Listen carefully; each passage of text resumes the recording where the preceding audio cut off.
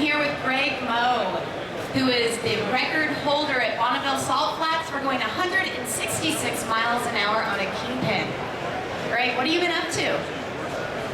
Well, just waiting for the snow to melt and get all riding again. Had quite a bit of it here this year, so just thinking about what we're going to do for the bike for next year. Always trying to think some ways to get a few more miles an hour on it.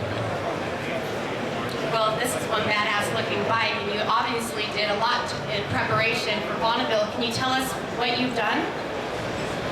Well, there's a number of things. We started with a stock 2006 kingpin. It had been a demo bike, so it had bags and windshields and all that good stuff.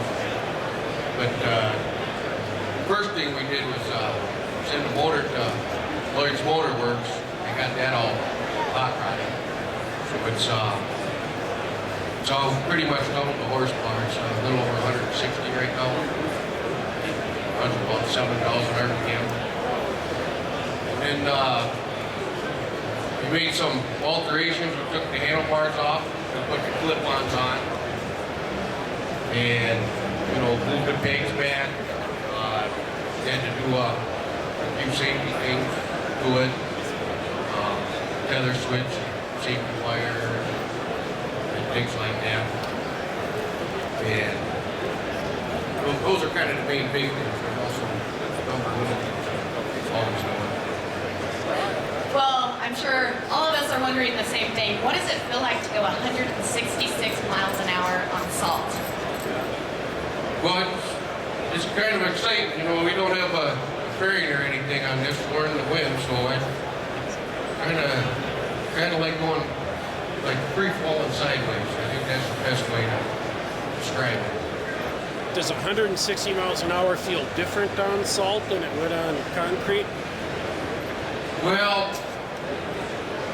I'm not sure. I haven't done 160 on the street, but the salt's a lot different. You know, it's not pavement. You don't have the traction or anything. Okay. It's kind of, I think the best I could describe it as is, it's not pavement, it's not clay, and it's kind of like a nice dirt road. So you can't do any sharp turns, and even if there's a stiff crosswind, you can't really hold it. You know, even lean it into the wind. Okay. It's different than a pavement. Now, did you have any challenges when you were out there trying to break this record? And that was a long-standing record from the 70s, right? Yeah, that record was set in 73 by a guy named Warner Riley, who was a big salt flat guy. He had numerous records out there on his HD, and he done a lot of racing. But yeah, they have a number of classes there, and the way they work, this bike kind of slotted into the class that he was in. So, you know, that was a goal. You know. What were your challenges, or did everything go smoothly for you? Well, it's just a challenge trying to figure out how to put a bike together. We're not professional speed shop or anything. We're just a bunch of Minnesota guys that wanted to put victory in the record books. So just kind of figuring out how to do everything we do on a bike, and getting out there, and when we get out there, we got to work on our fuel mapping. So every pass, you know, you usually start kind of slow and work our way up. Definitely not going to go wide open the first run of the year. And then we just start working on our fuel mapping and trying to dial that in a little bit. And then last year we put a chain drive conversion on it, and then with that we could work with our gear ratios more. So we kind of played around with that a little bit. So we like to have the bike as ready as possible when it goes on a trail. So that we're just pooning out there, not really fixed. So are you going to go back out there and break your last record? Well, we just might have to do that. We've got a bike here, it's pretty much ready to go. You know, there's always a few few little things we're working on to try to get a little more out of it. And, yeah, I can expect to see us out at the pump speed trials again this year. Awesome. I'm sure we're all looking forward to seeing how that goes for you. Any shout outs that you'd like to tell everybody?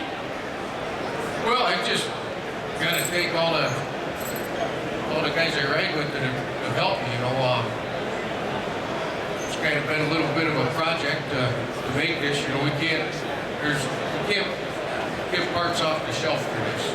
You know, some bikes have been around a long time and you can just buy everything and it fits right on there. But you know, we have to buy and rework everything and there's a number of guys I know that have helped me, and you know, they might do some machining and they're painting or whatever they do. So just gotta thank all the guys that give me some of their time, and thank the guys like Sparky and the other guys that take a week off and sit on the salt flats, which isn't like going to a resort, believe me. Well, that was very nice of you. They sound like nice guys.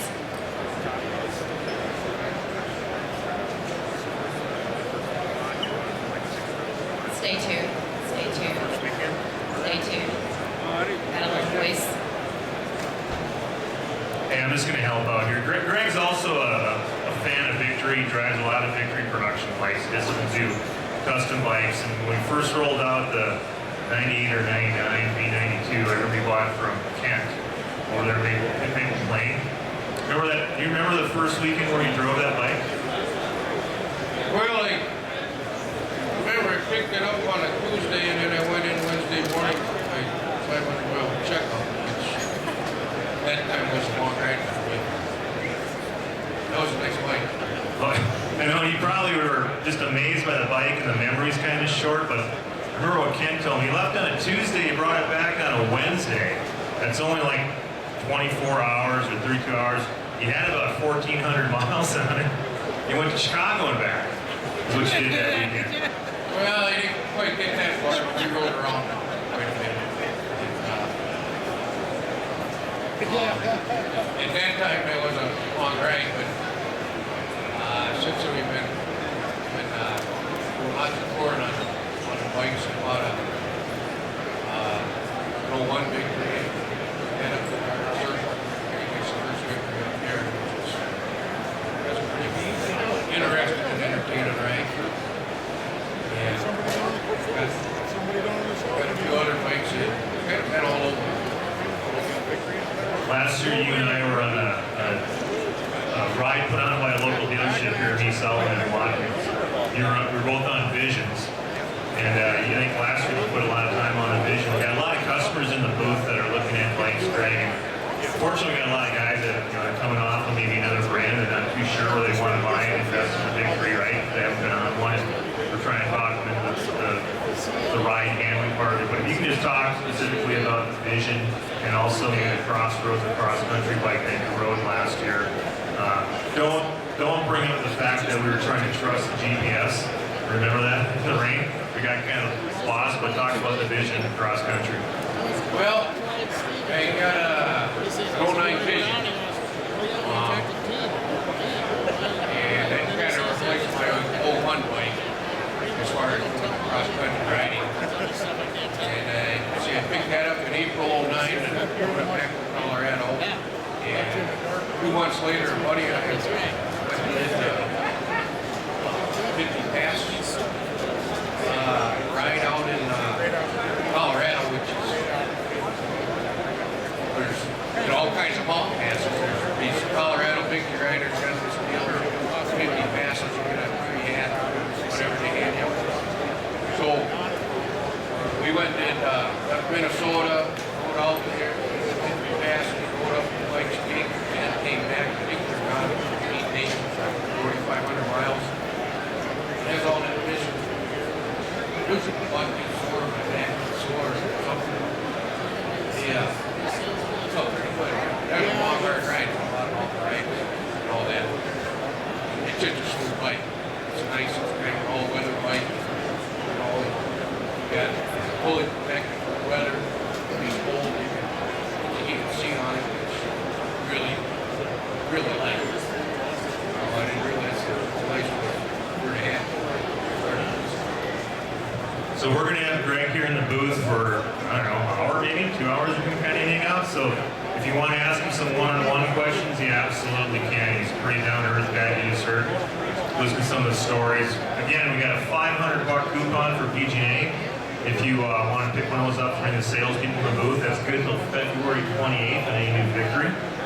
Make sure you check out our whole lineup. It's here all afternoon. We'll be giving plugs throughout the rest of the afternoon and evening.